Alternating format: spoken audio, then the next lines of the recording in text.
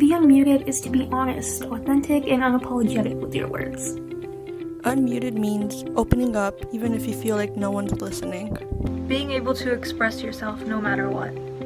To be unmuted means to be completely and truly yourself, speaking your mind and not holding anything back. Unmuted means being unrestrained emotionally and politically. Means waking up on a rainy day, yet still whispering poetry into the wind. Unmuting means turning on our microphones and cranking up the volume to make sure that we are heard all over, because the time has long since passed where we sit around and wait for change to come find us.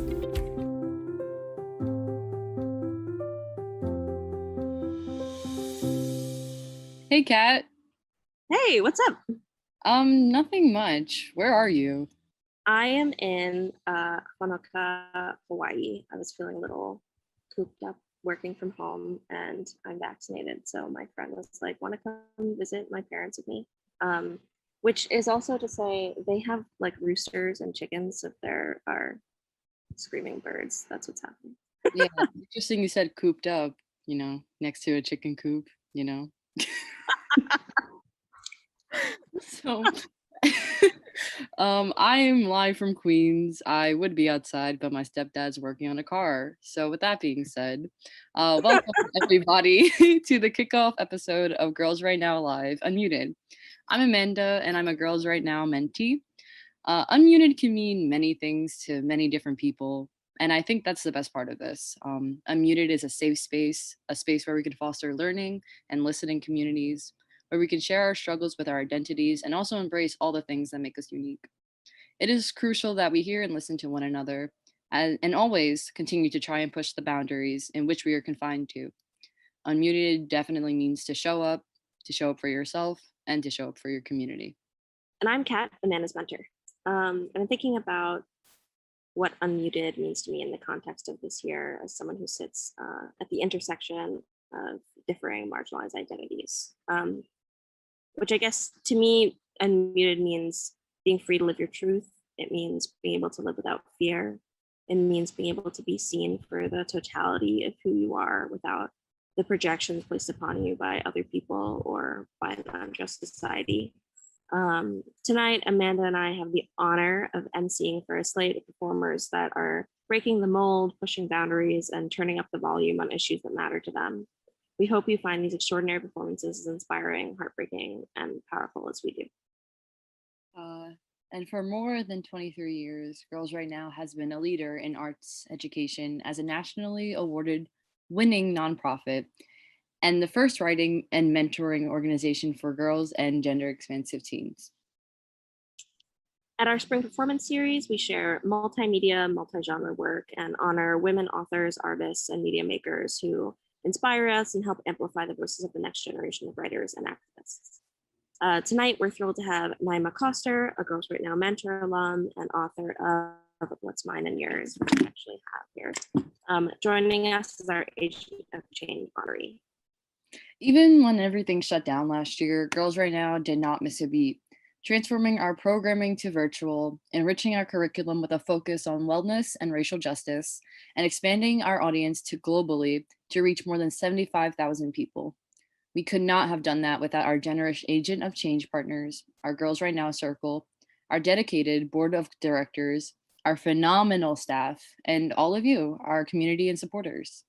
It is important that we recognize how challenging this year has also been. Without trying to normalize the loss, pain, and destruction we have been consistently aware of for the last year. Being forced to work and socialize has been exhausting, but we have all seen how the virtual spaces being created now can also help bridge divides and allow us to practice empathy to ourselves and those around us. I have watched community building happen in virtual spaces that Girls Right Now has built, and have watched new bonds form directly from this virtual world. I know I have fostered a connection with my mentor, Kat, something that I have really not taken for granted at all, as they've helped me a lot through my personal struggles regarding burnout this year. Yeah, and I'd say that's definitely mutual. I think one of the beautiful things about the Girls Right Now program is that it's really a two-way street, and the mentors learn as much from the mentees as the other way around. It's been hard at times to want to get on the phone or video call after sitting through like hours of Zoom meetings for work. But I've really enjoyed my meetings with Amanda for this year, and also the Girls Are Now workshops. I think there's the rooster. I think human connection is difficult over the internet sometimes, but the Girls Right Now community is really strong, and it's full of talented, driven, and kind women and gender non-conforming writers who genuinely want to improve themselves, both as writers and as people. I guess I would say that for me, that's the beauty of the depth of the relationships of Girls Right Now, and the relationships they foster. And you'll see the product of those bonds tonight. All of tonight's performers have worked really hard with their mentors, meeting each week to put together really incredible work. And their stories span genres and mediums, from mixed media poetry to satire, and delve into topics like identity, climate change, mental health, and beyond. If you're joining us on YouTube tonight, we highly encourage you to get loud and share your cheers in the chat during the show. So let's jump in. Presenting Girls Are Now Live Unmuted. Hello, my name is Brooke Mazurik. I'm a first-year mentor, and I'm thrilled to be introducing Isabella Sodu, a poet, fiction, and nonfiction writer who, in addition to being my mentee, has become a true teacher to me over these past few months. Isabella and I are both environmentalists, and a little while ago we found ourselves asking a question. How can we help young readers connect with the big issue of climate change? How do we make it understandable? It's a question Isabella will answer through some of the work you're about to hear this evening. Hi, my name is Isabella Sodu. I am a first-year mentee, and I'm going to be reading an excerpt from our collection of children's poems entitled The Book of Extinct and Endangered Species. With this project, Brooke and I wanted to create something that was informative and playful, but that also had an undercurrent of environmental urgency. It was the perfect opportunity for us to get in touch with our inner kid through creative mediums such as children's poetry, collage, and watercolor. This first poem is entitled, What is Bigger Than a Mammoth? I was once a warrior, a king of icy lands. My hairy armor was dashingly red. I really was quite grand. My stature was towering, I weighed a couple tons. Who would have guessed a human man was how I'd be undone? They marched across the Bering Strait and claimed my icy realm, my glowing hide an easy target. I was overwhelmed. I was once a mammoth, a size you couldn't believe. Who would have thought this size of mine would be the end of me? This next piece is called The Last Passenger Pigeon. Martha is on her way to Washington to warn us of the fate that can befall the creatures of a ton. This letter she must relate. Dear Mr. President, my name is Martha, and I am warning you not to make so much pigeon stew. You used us up to feed the poor, now look and see, there are no more. Thousands of us filled clear blue skies, now only I am left to advise.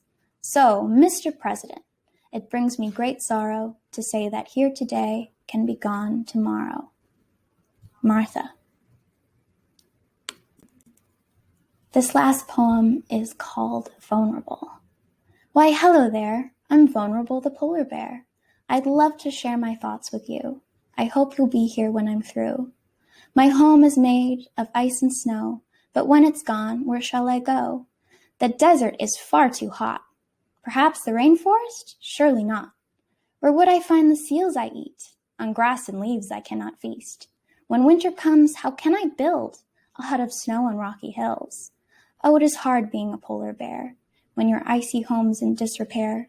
So tell me, friend, where can I go when the world is out of ice and snow?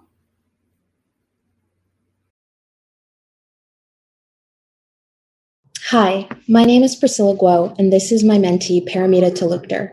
Together we share a love of poetry. She sees a world where people move with leveled staccato footfalls, and I see a world where time moves with sharp angles. During our sessions, we explore inspirations in feminist art from the Guerrilla Girls to Jenny Holzer, and poetry about identity from Ocean Vuong to Ophelia Zepeda. This poem is a testament to our journey and growth together as mentor and mentee, and as two women poets. This poem speaks to our shared history as Asian American women, emphasizing a colonial past in India and China and the formation of new rituals between generations, all through the lens of tea. We were inspired by shared practices within our distinct cultures, and after a few discussions, decided on the topic of tea, or cha, which has profound historical roots in both China and India, connected by British enterprises. We tried implementing the idea of history being passed down from generation to generation, as well as our own current American identity. We are girls from the East. The Buddha's eyelids drop to the floor, or a leaf blows into the emperor's cup. So goes the beginning of a 5,000-year sojourn, down the Yangtze across the Ganges, our exotic medicine transformed, for consumption in fancy China far away from the Chinaman, a history that is darker than the brew, steeping until the water takes our color. We are girls from the East. Our oppression is not their oppression. They took tomahawks to the ships. Our oppression was their oppression, so they said. Our oppression was a distraction. Blindly, the men of Commonwealth try to give shape to the elephant carrying Ashoka's wheel. Here lies Pakistan, and here India, a partition, blind. Drinking the tea made from tobacco leaves and petrol, a slow poison, too late to finally see the elephant. A drink for the leopards. Sip. Stay alert during long court hours, the Emperor Ashoka said. It came, down the Yangtze, across the Ganges, bitter as it left its home, cursed China and cursed China. The Angretzi, the Guaylo, invite us to drink. To accept brings a different death than to refuse and frown. Leopards keep breaking into the temple for a drink.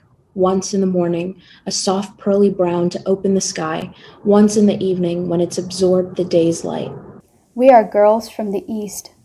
We write to remember the temples before the leopards came, before blind men were led by blind elephants, for the plants without roots to hear wails of long-gone shadows, chanted in the waves of the Indian Sea, held in the march of the children of troubled times.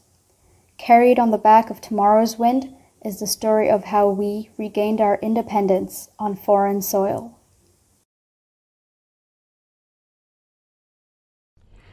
Hi everyone, my name is Aoife Sheridan. I'm a first-year mentor at Girls Right Now. I am delighted to introduce my co-conspirator on this program.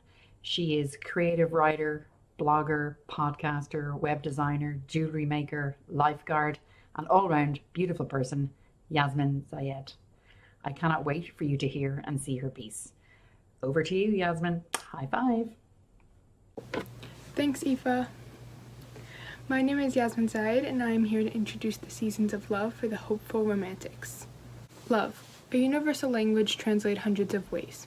There are many forms: romantic, platonic, familial, self, each with vast and endless possibilities. Romantic love is that of perception, but also of continuities. To explain, the love stories that take up our bookshelves contain different and specific details, but all remain consistent in their core sentiments. These sentiments are what I, a hopeless romantic, have chosen to categorize in 4 phases, or more specifically seasons, because I, just like those very love stories, am a continuity of possibilities. Summer. Quite frankly, a cliché setting for the beginning of romantic love, a season representative of youth and, well, a lack of reality. It becomes the lotus flower of life, entrapping you with a single bite. Attraction, lust, aphrodisiacs, all adjectives of what it is to describe the hazy allure of the season. Spring, the material of classic tales. This season is one of pure, vibrant adoration, a feeling which makes the world brighter and the birds sing. It's emergent, graceful, a possibility. It's a hopeless romantic's favorite, because in this picture-perfect world, it is truly innocent. This is the honeymoon phase of feelings. Maybe it can blossom just as the flowers do. Fall. A season overlooked just as the feelings pertaining to it. What accompanies the innocence of adoration is the unknown. It is a time of reflection and exploration of what was evaded for so long. You must diverge from each other long enough to find where you end and your partner begins, because in the end it is important to recognize that even if the brown leaves aren't as bright as the flowers, they're still just as hopeful. Winter. The time of sustenance. This is the season when the holidays occur, lives emerged, and the gap between intersectionality is bridged. This is a time of finding warmth in the cold through each other. Consider this the yang of all the seasons, light and warm even though the outside is chilled. It's also a moment of continuance for the event of these seasons, making new memories with the adventures of summer, the vibrancy of spring, and the maturity of fall. Hi everyone, my name is Emily Paulino and my mentee is Denise Domena. This is my first year as a Writing 360 mentor and Denise's first and last year as a Writing 360 mentee, as she's a senior in high school and will be going off to college to grow as a writer, a thinker, and a scholar. I knew from the beginning that Denise was going to bring a lot of power and energy to our sessions after one of the first things she shared with me is that she is in a band and owns an electric guitar. I mean, how cool is that? Hi, my name is Denise Domena, and this is my first year as a Girls Right Now mentee. Today I'll be reading you a poem called Siempre Boricua, which showcases my struggle in finding my identity and how I overcame those obstacles. I wish your voice was just white noise, something I can block out like the rumbling of the subway breaking harshly in the city or the blaring sirens of police on call. Instead, I stop and freeze when you jokingly question me, for it no longer feels like a tease, but a disassociation from others like me. I'm from Bushwick, New York, balancing the border of Brooklyn and Queens, the overachiever with straight A's, the one who cries over silly mistakes. I'm also the youngest of two, my abuela's cuquita, my parents' little one, and my sister's loving pain, the unspoken glue that holds this family in place. Without knowing any part of me, you say I must be oblivious to my culture and roots because I don't speak Spanish or have the same accent as you do, as if I haven't been trained by my abuela's roots. And yet, despite our language barrier, I still manage to understand her. Some might call it broken English, but actually it's music to my ears, something I learned from and listened to over the past few years. Her voice guides my course against this frictional force. It teaches me how to move my hips to the blasting speakers of our Brooklyn district. It leads me to the back of the shady projects to watch the viejitos play endless rounds of dominoes, tracing my fingers along the dotted indents, hoping to pull off a gapigu in just a matter of minutes. It shows me why piragua hits different than any sprinkled ice cream from Mr. Softy, and how Vicks is the solution to any sickness, for a coat of it can cure just about any illness. Not to mention smelling her authentic but neat richness after watching her sprinkle the adobo on like it's nobody's business. Learning the familiar sound of chancletas down the hall and feeling dirty if my bare feet touches my house floors at all. These small things bear heavy significance to who I am as a Puerto Rican. I will no longer allow you to question all these fond memories. Pretty soon your noise will fade into just another muffled voice during my commute indicating my train is delayed.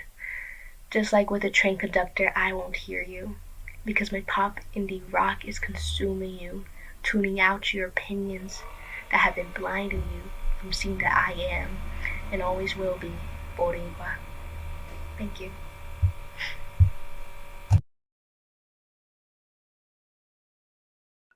Hi everyone, my name is Cara Gelber and I'm thrilled to be here tonight introducing my wonderful mentee and today's presenter, Luz Calix. The piece that Luz will be reading tonight is a unique take on dreaming and how the dreams we live and breathe every night come to be. Make sure to pay special attention to the characters, as you may recognize a few inspired by NBC's sitcom The Office. I don't want to give away too much, but Michael Scott may still have a bit of a feud to work out with his colleagues after this one. Without further ado, over to Luz. Today on Dream Jobs, we finally got the chance to interview a few employees from the dream industry and the owner of the company himself. Each interview was conducted separately, and their answers weren't shared until after. They had no idea this was part of a larger series. So, how was working at the dream industry? Must be fun. Mikey. Working at the dream industry is a literal dream. Ha, see what I did there? As the boss or the big guy, I try to make it as fun as possible. We do roast battles all the time and are so close that some people mistake us for a family. May. Well, it's certainly not boring. I mean, Mikey is quite the character. He surprises us with something new every day. He asked me where Zuko was the other day. You know, from Avatar. It was cute, I guess. Blue. Not that great. Our boss, Mikey, just comes up to us sometimes and insults us. My name isn't even Blue, it's Jerry. But Mikey thought I looked like Blue's Clues and it just stuck. Also, there's no training whatsoever, so trying to figure out how to take the concept of dreams into reality for people is bleep. How does one create dreams? Or more specifically, how does the whole process work? Mikey. Well, let me say that it brings literal tears to my eyes when I see the process done. In more details, we see these ideas as little babies and we nurture them into something so beautiful and majestic like a prince or princess. We raise your wishes to be your realities. It is the dream motto industry. May. My favorite part of the dream industry is cranium LED outlet device, aka the cloud. Yeah, Mikey liked the idea of having an acronym, but I think you can figure out what happened. From the sky, they connect to your nervous system, so we can pick out the ideas from part of your brain, and with that, we send them to the dream mainframe, where they digitize and create the scenarios before sending them back to the brain. Then, ta-da! Dreams are made. Hi everyone, I'm Natasha Pignon and I'm here to introduce my wonderful mentee, Sydney Johnson. Meeting Sydney was one of the absolute highlights of 2020, and it's been so great watching her grow. You know, at the beginning of the year, I was one of the only people reading any of her writing, and now not only has she been published with Girls Right Now, but also with a publication at school. And so I just can't wait to see what she does next. And she's here today to read you her piece called Things Hidden on the Surface of Skin. Hi, my name is Sydney. I'm going to be reading a piece to you titled Things Hidden on the Surface of Skin. This piece gives you a very, very brief snapshot of some people in my life who I'm close to, who I know a little bit about, or who I just know of. There is a woman who carries 100s in her purse like they are 20s. She wears robes around her house even when she has guests, and laughs like the world is ending. There was a man who brought the nastiest protein bars to me. He lived in an empty house with empty decor. I know very little of him, but I know his generosity. There is a girl whose first instinct is to judge. She does it as naturally as humans become envious. It seeps out of her like facial oil. It is part of her all the same. That same girl talks to me about literature.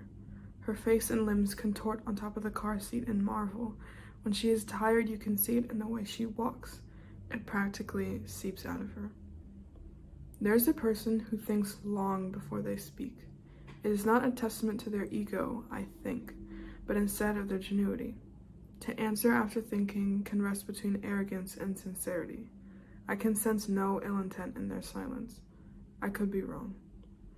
The same person writes songs as if they were letters, and has a strange, strange atmosphere to them.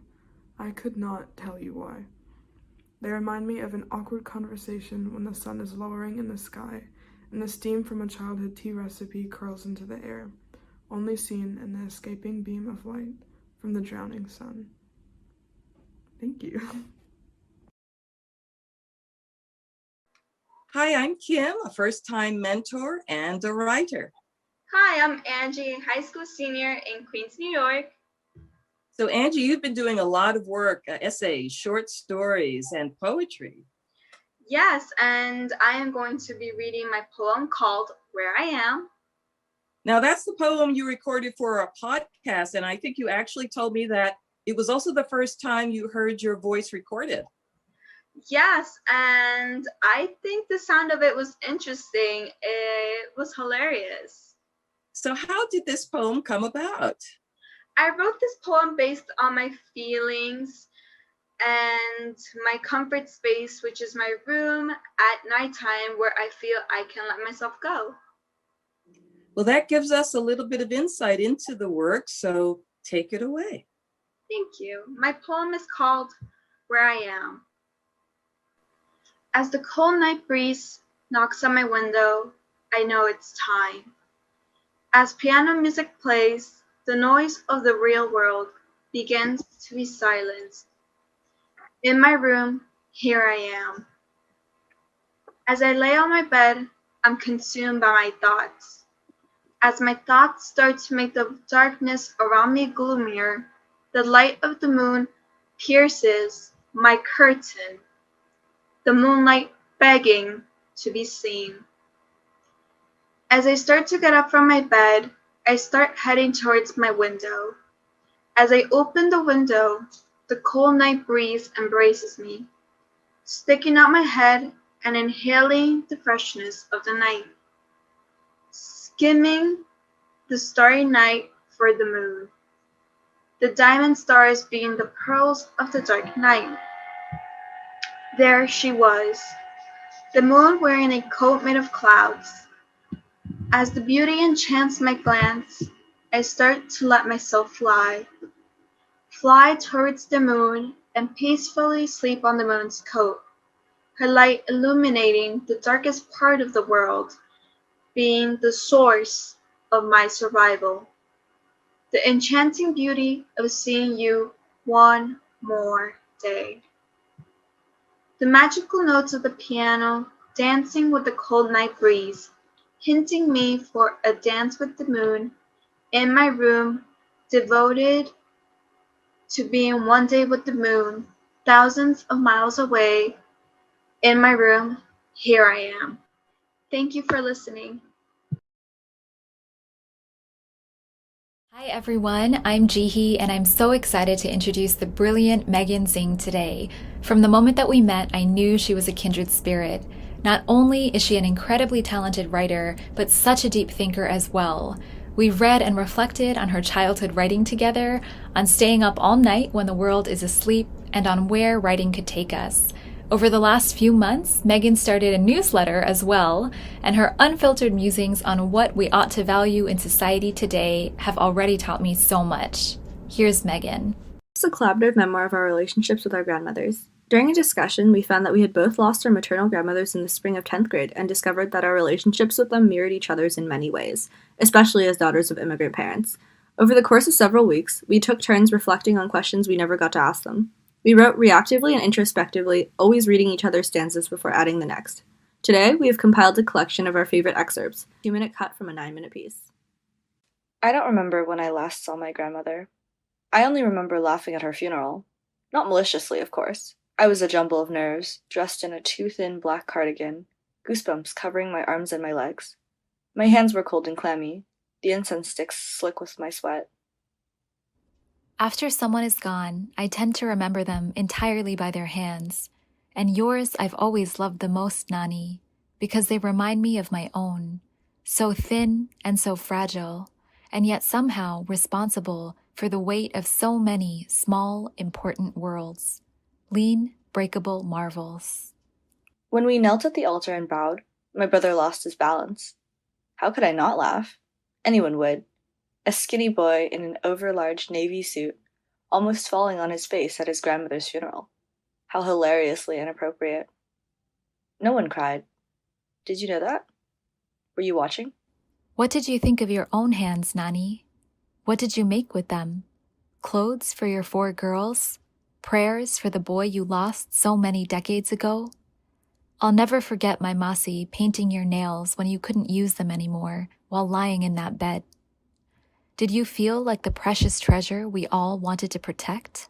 The only thing I have in this world to remember you by is the necklace you gave me when I was a child. The one from some street stand in China, purple resin on a red silk cord. You draped it around my neck with such a warm smile on your face, and though you never said it, I could feel your love. I sometimes wonder if regret stays with us after we go, or entirely washes away once we do. From where I stand, I feel mostly proud to be like you, Nani. Proud to eat peaches with salt on them. Proud to enjoy the smallest corners of my home. Proud to be cut from a delicate cloth. Though the me of 5 years ago might have missed you more than I do now, I miss you, Nanae. And I love you. 我爱你.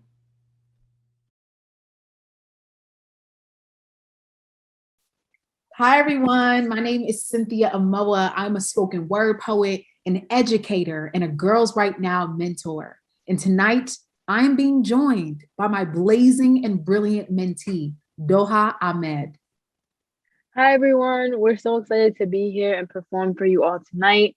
This poem is a reminder to love ourselves and our bodies, no matter what the mirror tells us. And this poem is called What the Mirror Told Me. or my conversation with a mirror? Eyelashes and hair down my back, stylish clothes and shoes to match. I stare at my rounded eyes as they live in their pockets. They tell the truth of my heart. They show I'm honest. Every day I wake up and see someone new. Who will I get to be today? Someone pretty or someone used? And all pretty is a picture of perfection. Society tells us different, but it's all misdirection. The mirror stares back, and depending on its mood, it tells me whatever I see is the truth. Truth is, sometimes I feel like I'm not here. Does all this mirror want to do is make me disappear? Today it said I was the reason no one can love me. It told me maybe fixing my nose would be worth the fee. I turned, and it made faces at my curves. Followed by a weighted sigh as it observed. It told me I would never be that pretty, never like the girls in the big cities, and then I folded into myself. The mirror only sees the worst parts of me and nothing else. It went on and wouldn't stop. Said everyone who's left me had left me to rot. And then I thought, forget everyone who's gone. They just made more room for me to move on. The mirror wouldn't stop. Said maybe I should tie a rope to the ceiling, then around my neck in a little knot. I fought and fought against the mirror's dark lies. I chose to believe in my reasons to rise. It tells me no need to fear, stay a while, but first make sure to fix your ugly smile. But there's nothing wrong with my smile, even if it's crooked.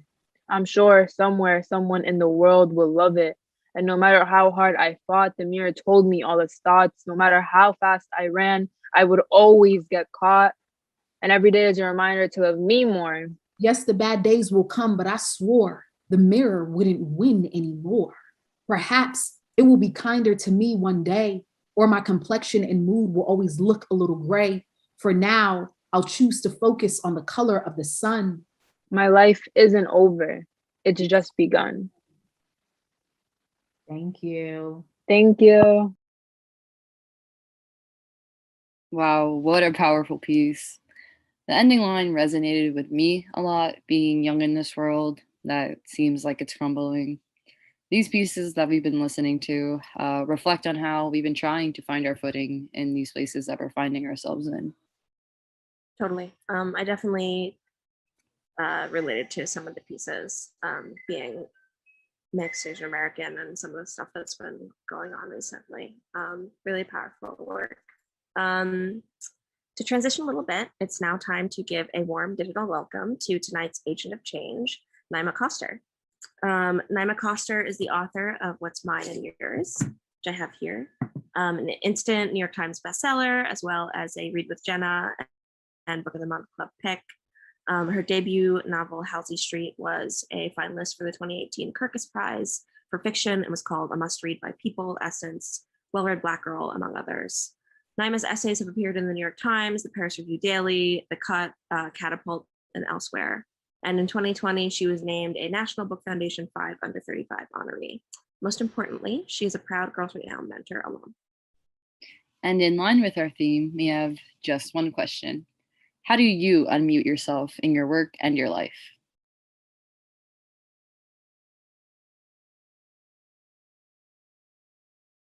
Hello, Girls Right Now, mentees, mentors, and community. I'm Naomi Koster, and it's my honor to be with you virtually tonight as a mentor alum and fellow writer.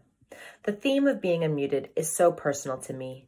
I believe that when you choose to unmute yourself, to share your mind and your voice, you begin to change who you are. You become a bolder, more empowered version of yourself, even if you start small, even if you're scared along the way.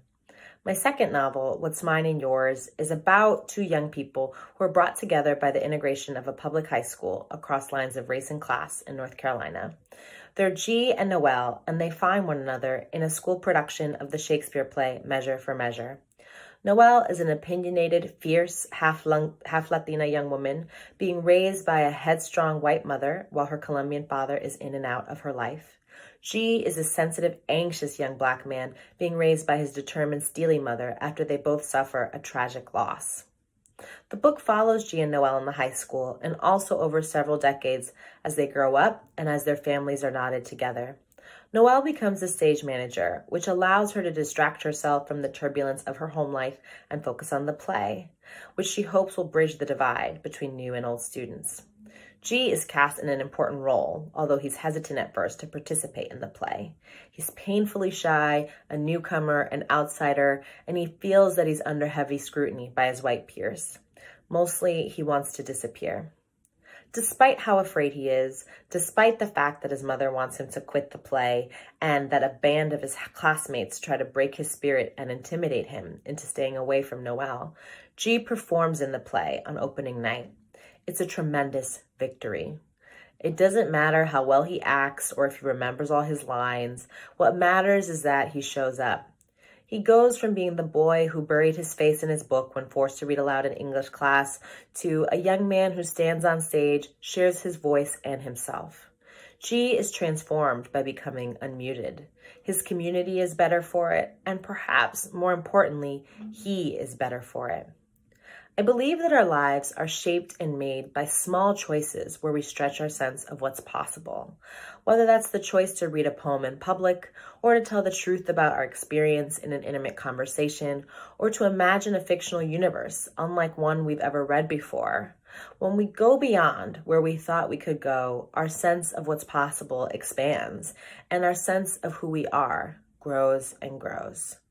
Here's to all that's possible for you, mentees, for all your growth. Thank you for having me. Thank you, Naima. We're so happy to have you as part of the Girls Right Now community. Yeah, totally. I've been reading your book and it's really, really good. So it was really cool to hear you speak. I think it's hard when you're an adult to make time for writing and your like work schedule and stuff. And Girls Right Now has definitely helped me write more and make space in my life to do creative work while having a full-time job. Even when my full-time job is creative, I feel like I don't have enough time to work on my own stuff. I was actually a Girls Right Now mentee many years ago, and I got a lot out of the program. I think that I struggled a lot in being a mentee. I think was really helpful for me to work through some of the stuff that I was going through. And it's been really, really great to sort of feel like I'm giving back to the community, all of the stuff that I got out of it. So, no, I hope you feel like you're being served well, Amanda. No, I definitely do. I think something that's like really interesting about Girls Right Now is like how connected you are with your mentor. Like I feel like coming into it, I was definitely like pretty nervous, especially since it was all remote and stuff. I was a little nervous about like meeting new people over the phone and stuff. But yeah, it's actually been really cool. And just like me and Kat are like very similar in like some ways. So it's like it's cool seeing that Kat is like a full-fledged adult and like I have something that I could look up to and that I could have things that I can work forward with, including like my art, which is really hard to find time with. That's not in like a structured space, you know what I mean? So having our little weekly meetings is really helpful for me. So if you're inspired by what you've seen tonight so far, make sure to check out girlsrightnow.org/enroll to get more info about joining as either a mentee or a mentor. Or you can support our programming at girlsrightnow.org/give. We have lots more incredible work for you tonight. But first, we were thinking of having people unmute or, pop in the chat their experiences with a mentor figure in their lives and how that person has sort of helped you change and grow.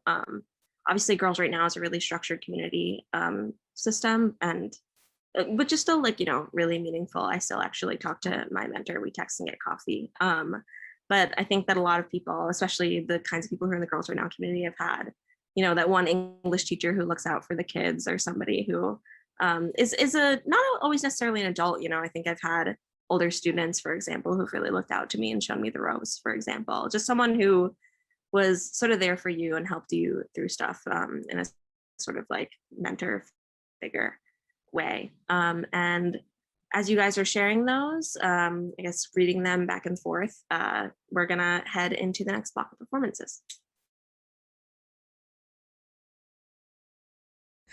I'm Nevin Mays, and I'm thrilled and honored to introduce my mentee, Victoria Pavlova. From our very first meeting, she has accepted every challenge I've thrown her way and been willing to take risks. And if I'm being honest, it was a little bit intimidating at first, but she's creative and ambitious and so much fun to write with, and it has been the highlight of every week this past year. I look forward every week to the ways that she and her writing will surprise and delight me, and I think you'll be delighted too. Hi, my name is Victoria Pavlova, and I'm going to be reading an excerpt from my short story, Now I See You. My biggest dream from the ages of 10 to 13 wasn't to become an astronaut or an entrepreneur.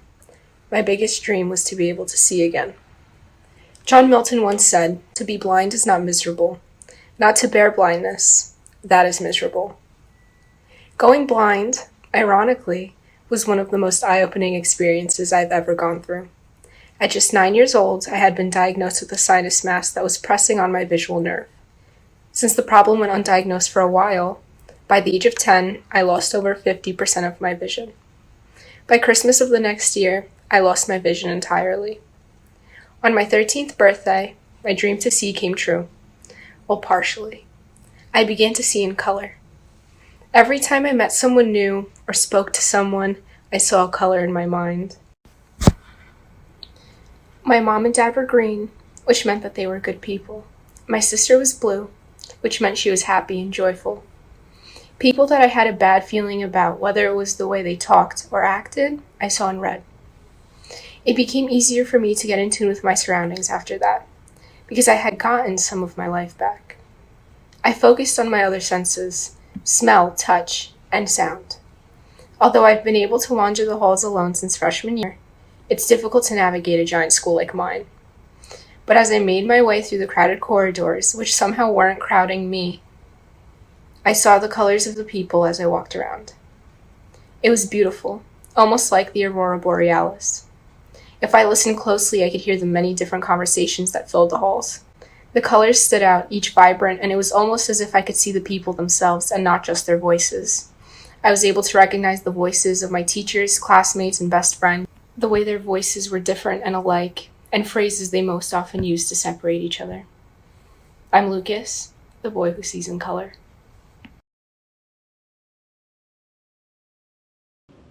I'm Lauren Vespoli, and I'm thrilled to introduce my mentee, Irene Howe. Irene and I have worked together for 3 years, and she's about to graduate and go off to college this spring, which is so exciting, and I'm really proud of all of the work she has put in high school. Though I will miss our weekly catch-ups and writing sessions, finding weird prompts, swapping book and movie recommendations, but I'm just, consistently so impressed by her, so I can't wait to see what she does next.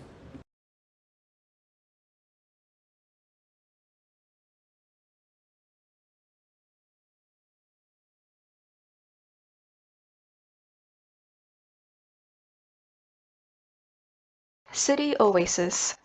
The aftermath of the interlocking gridlocked pattern of urban streets, the triangular intersections of southern Brooklyn have often been revamped into playgrounds and green spaces from the Ketchum Triangle to Green Streets.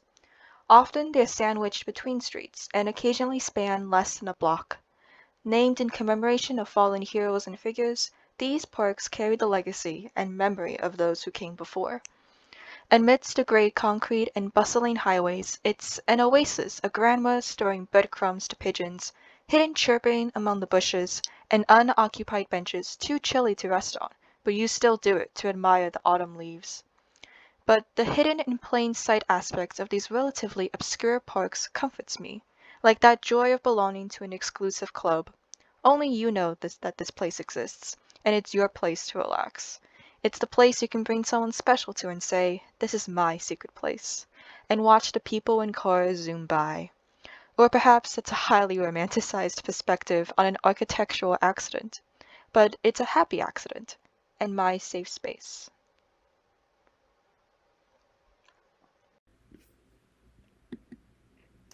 Monument. I wait outside of the Brooklyn tenement building, wondering, is a new apartment, a new life on the other side? At my back, the bustle of Myrtle Avenue, which grew from the Brooklyn Navy Yard and its hunger for workers to fuel war. They built battleships, while less than a mile away, at the center of Fort Greene Park, stands a column built to honor victims of another bloody conflict, American revolutionaries who died prisoners of war on ships docked where the Navy Yard stands today. I'm still waiting outside in the bright afternoon sun, wondering how many have stood on the other side of this door in hope and anticipation. How many lives lived at this address, and will I be one of them? Every building in this city is a monument for someone. Will this Myrtle Avenue tenement become one of mine?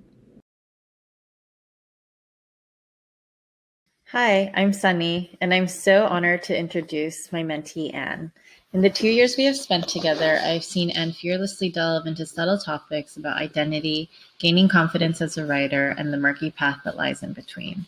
Her impeccable language from her poetry background has grown into an interest in flash fiction and short stories, but her secret writing power lies in how she can excavate and complicate seemingly simple ideas, as you will see in her piece.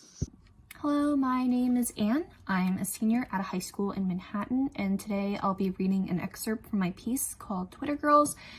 Twitter Girls is a satirical hybrid experimental piece that deals with a cynical teen writer who wants to be part of the Twitter writing community. In trying to deal with her own feelings, she thinks that being recognized for her writing will give her the external validation she wants. This piece explores insecurities, imposter syndrome, and the internal obstacles that a young writer faces today. I'd like to give a little shout out to my mentor, Sunny, for helping me put together this piece and for always being so patient and working with me, and I hope you enjoy. 1. Their tweets are always all lowercase letters, sparse punctuation, spacing between the last letter of the last word of a sentence. I guess you could call them pleasing to read. It's a pronounced aesthetic, singularity of prose that has become an identity in and of itself. 2. I'm jealous of them. They tweet about subjects that are so uncommon and non-conformist that they become special. Indie bands, non-mainstream Hulu TV shows, writing accolades. Of these categories, I do not belong to any of them. In a way, I am free from confinement, and yet also lacking, as though there is something I'm missing out on. 3. I'm told there is a Twitter writing community. It is elusive, deemed niche. There is an air of elitism around its rhetorical presence. 4. I'm not sure how to gain membership to this community. 5. Then again, there never is a membership process to becoming a writer. It, like being a Twitter girl, is an identity category in practice only. Its components do not define it, but when in practice is defined. 6. I imagine what my Twitter account will look like if I become a Twitter girl. How many double exclamation points will be in my tweets? Will my Twitter bio include the names of the publications my work has been published in? Will I tweet solely in lowercase? 7. Tweeting in lowercase is like messy handwriting. It's the closest someone can get to creating personality visually. It's informal, straightforward, subtle, direct, and authoritative, all in one. And in that sense, typing in lowercase is a sense of security. Thank you.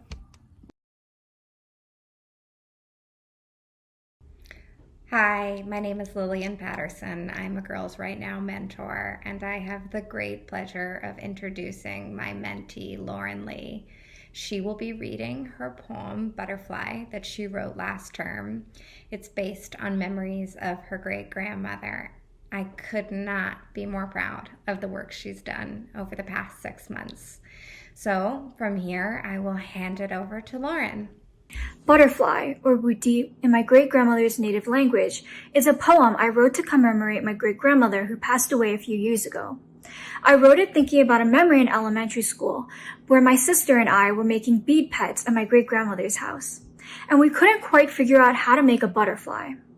After taking a shower, we saw a perfectly beaded butterfly on the table, a symbol of my great-grandmother's silent but beautiful love. Butterfly. Born in a small village in China, where the chickens run wild, the ox loiter by the water, and pigs rampant with fleas.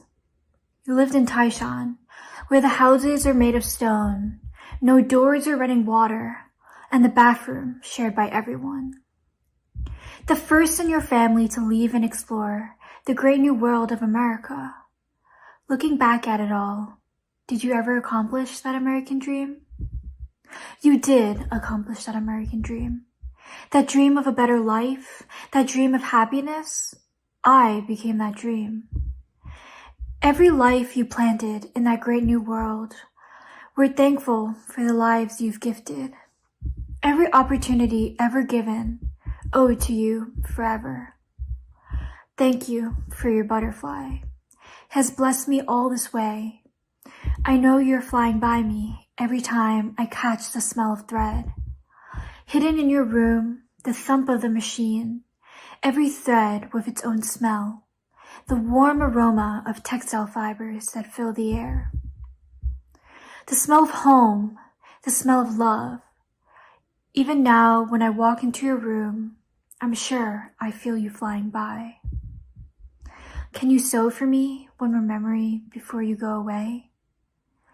I want to say those words to you, but you were gone too soon. Sorry ngokong, joikin, budi.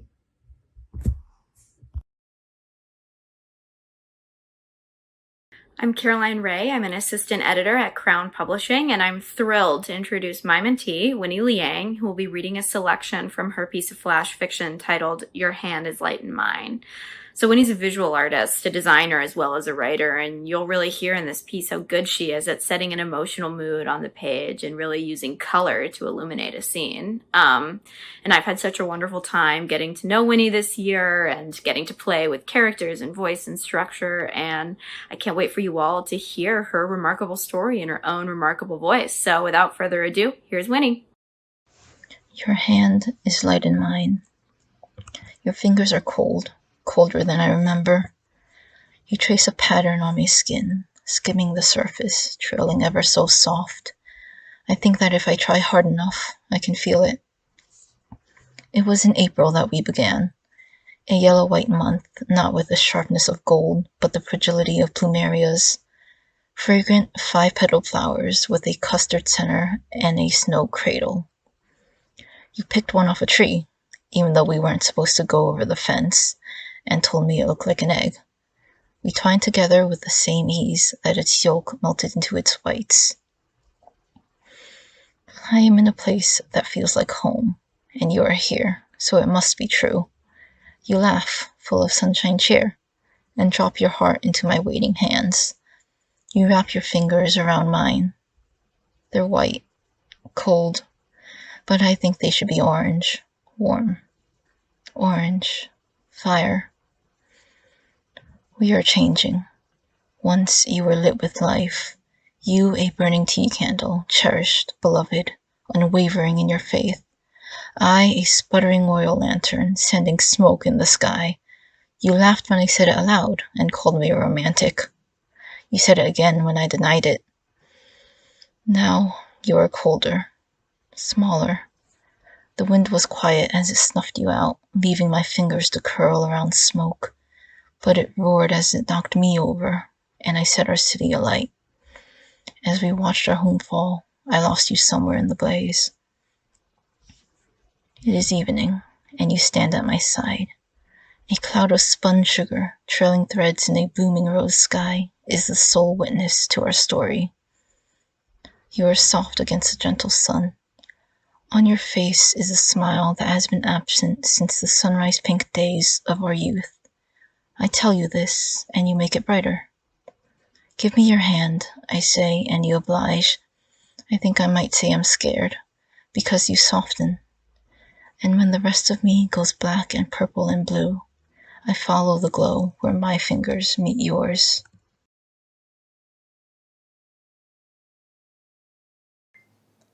Hello, I'm Stephanie Golden, and I'm really happy to introduce my mentee, Abby Favorito. We've had a great time since September, and I learned that Abby has a gift for painting subtle word pictures of thoughts and feelings. Here's an example. Hi, my name is Abby. Today I'm going to be sharing a Where I'm From style poem, which I created with my mentor Stephanie, who is not only a profound writer, but a newfound friend. We hope you enjoy. I am from change. I'm from the burning pavement of Arizona, rocking under my feet. From the boiling heat of the sun blanketing across the bridge of my nose. I'm from dry lips and cracked skin, From the rattlesnake that hid under a rock in the park, only coming out once in a while to say hello. I am from jumping into my backyard pool, sometimes naked if the weather called for it, from blowing air bubbles out my nose and descending to the bottom, just sitting there, in the silence, in the peace. I am from salty tears running down my cheeks, making vertical streaks on my 8-year-old porcelain skin. From goodbyes and we'll visit in the spring. I'm from taking a plane and soaring thousands of miles to Brooklyn, a new place, maybe scary. I am from change. I am from putting my Barbie pink flip-flops into storage and taking out my bear paw boots instead.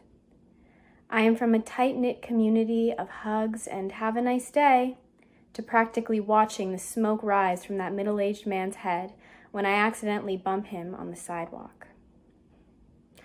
I am now from the high of New York adrenaline coursing through my veins, the rush of independence, at only 16, swiping a plastic yellow card in between two pieces of metal, descending steep stairs, rocking my heels on the platform edge, the breeze of the incoming train weaving through my hair and kissing my cheeks. From hopping on that train and just going, going, going, from the city that is always going. I am now from the city that never sleeps. From a rainbow of culture, fashion, and faces, where no two people are the same, where no experience is the same, where no day is the same. I am from fear of change, but adapting, growing, learning to love the change I once dreaded. Hi, I'm Sammy LeBou, and I'm very proud to introduce my mentee of the past 3 years. Even though this year we were apart, we somehow stayed on the same wavelength, which is just where I want to be. Her name is Lena Habtu, and I'll let her take it away. Hi, I'm Lena Habtu, and the piece that Sammy and I will be reading tonight is called Passed Down. It was born from a series of prompts that Sammy had brought in one day, which we each responded to on our own. It was only after reading our work to one another that we realized how eerily similar our writing was. Sammy and I both lost our fathers at a young age, and writing this poem together has been a way for us to both process our losses as well as, in turn, better understand ourselves. It's been incredibly rewarding to watch this piece take shape. Thank you. I closed the gap in my front teeth, the one he passed down to me, with the braces he paid for but didn't live to see the results of. Back then, everyone says we look the same. He's big as a raft, mustachioed and bald. I'm a teenager. I don't know if I want to look like him. They tell me I have his ears, his face, his nose, spectacles resting on their bridges. I have his demeanor, that commanding presence, and a tendency to correct or lecture others. I pray the resemblance does not stop there. When he dies, my mouth will still be full of metal. Later, I'll start to neglect my retainer, hoping that space might come back. No one says we look alike anymore, and so I do. I look like my dad, I say. I stumble through my memories, cloth over my eyes, grasping blindly at someone who may as well have been a ghost, a daydream, a figment of my imagination entirely, at what I cannot trust myself to remember, at what I'm not sure even ever was. Now his pinstripe suit is a teddy bear, his golf shirt's a quilt. We drop bags at Goodwill for some other big man to find. His broad chest now broken with a thin breath into dust. There's so much that I haven't yet learned, haven't yet asked. I no longer scream questions at the sky. I now whisper into the quiet of my room. And why did they know him? They got ages. I got 12 years. Where are the things he left me then? Where are the treasures for me to find him in? But we were never made of silk and golden crystals. We were born with cracks, he and I. He spoke with his hands, breathed with his hands, moved with his hands, lectured with his hands, comma, he'd say insistently. He gave me cheap charms and ice cream cones and diner breakfasts, things that are so good because they don't last, things for a child, not a woman. She talks with her hands, breathes with her hands, moves with her hands. The parenthetical comma will become my most used grammatical technique. I will never forget. I became a woman on my own, in the in-between moments that make me feel the most his, like writing a bad poem because it feels good, Not life, not death, but ours. Something that can't fit through a donation drop slot. It is the slot. A gap, a pause. So many things are just mine now. I wish that we still shared wire glasses and gap teeth, exchanged knowing glances. I wish I didn't have what was mine. I traded all in an instant for something to be ours.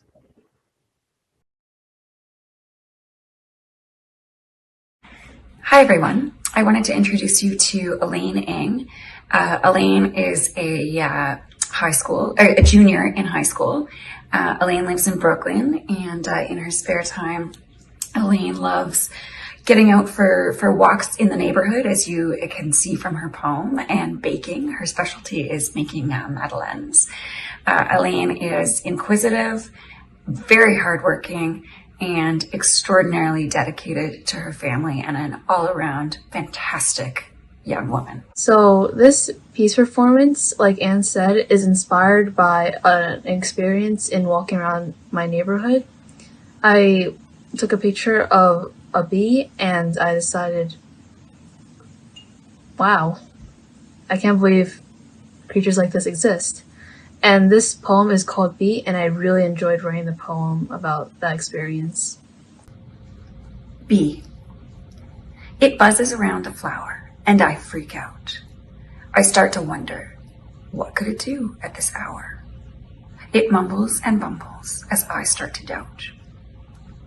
Bees are known for honey and stings. I edge closer to the flower, and I almost flinch. Believing that I could disturb, away I start walking. I don't want to pinch. It works away, literally a busy bee. I wonder why it chose this job. Why can't it decide to swim at sea? Do I even have the right to sob? We as humans can swim at sea. We as humans have the right to sob. We as humans can choose to be lazy. We as humans could even choose our jobs. The bee's job has never changed throughout the centuries.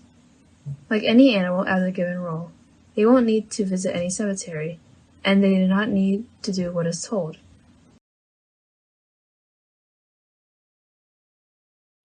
Hi, my name is Shannon Carlin, and I'm here to introduce my amazing mentee, Shayla Javier. This is our second year working together, and unfortunately our last before she goes off to college. Fun fact, Shayla actually got into every college she applied to. I will brag, because I know she won't. Shayla's poetry is always a roller coaster of emotion, so it feels only fitting that the poem she's about to read features a literal roller coaster. It's one of my favorite things she's written, and I'm so excited for you to hear it. So, here's Shayla. Hi, my name is Shayla Javier, and my piece is entitled The Journey. During these times, I learned how important it is to find happiness in small ways. Reminiscing on life pre-pandemic, I was inspired to write about the little things in life that bring me joy. The journey. I knew happiness was a journey rather than a destination when I found bits and pieces of it along the way. The smallest things sparked instant joy in me. I realized I hadn't longed for and wouldn't miss them after they were gone. It was laughing uncontrollably over the funniest joke when I hadn't in the longest. Someone's eyes lighting up as they go on and on about what sets their soul on fire. Losing track of time, getting caught in the moment doing something you love, when you realize you might miss a moment while you're living it, so you make sure to cherish every second. When things are weirdly working out in your favor, so you try not to question it and just let the good times roll. When you finally face your fears and do that thing you were so afraid to do and it doesn't end up being so scary. The big drop on a roller coaster, adrenaline rushing throughout your body. When the weather starts to get warmer, waves crashing along the shore, receiving good advice when your gut is right, best friends, random luck, the phrases I love you, I'm proud of you, things I never really thought twice about until now. Happiness is the journey without a destination. Thank you.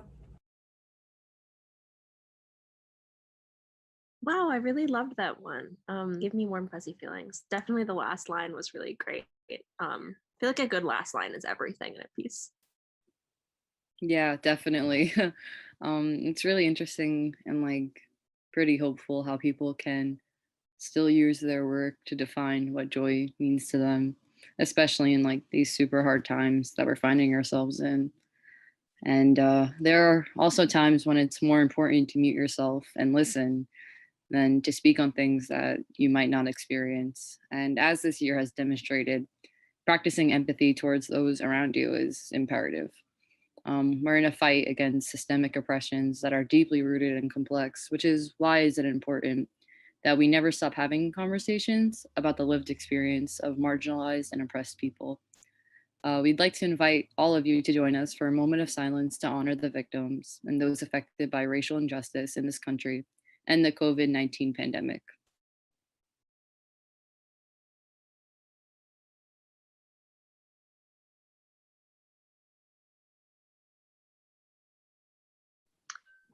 Thank you, everyone.